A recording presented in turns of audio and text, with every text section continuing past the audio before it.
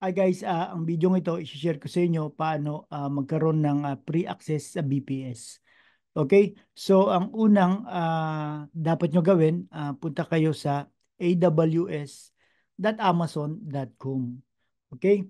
Tapos dito, merong create an AWS account. So, i-click nyo lang po yan. Okay? And then, ilagay nyo po yung inyong email address, tapos account name. Okay? So,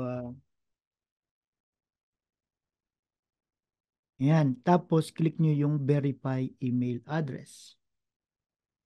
Siyempre, makaka-receive kayo ng verification code. So, punta kayo sa inyong email address, 1783337. 1783337 and then verify. Pagkatapos noon, mag-create na po kayo ng password.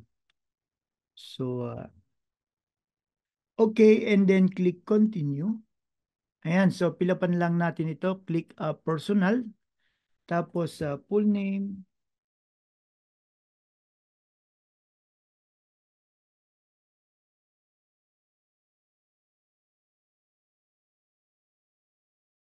Click nyo lang yan. Tapos continue step 2 and 5.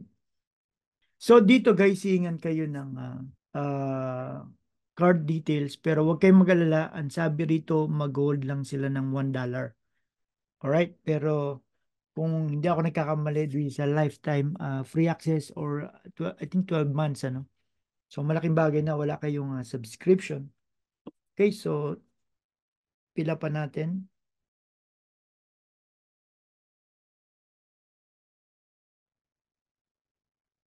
Ayan, tapos use my own. And then click verify and continue. Tingnan natin. Ayan, so in-accept. Tapos Philippine mobile number security check. Type the character. Pag hindi nyo yan mabasa guys, click nyo lang to. So magbibigay siya ng bago. Click mo lang. So ayan. GY4XRX. Okay, and then send SMS. So check nyo yung phone nyo, nilagay nyo, may isisend doon na code. Ayan, so 2179.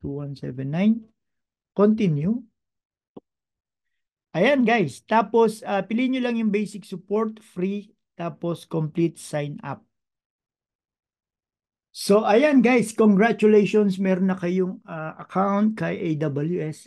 So, may mga isinesend sa email, ano, i-check nyo lang po yun one by one, and then kung meron kailangan i-confirm nyo lang. Alright? So, next video, ituturo ko naman sa inyo kung paano mag-create ng free BPS. Okay? So, thank you and bye-bye.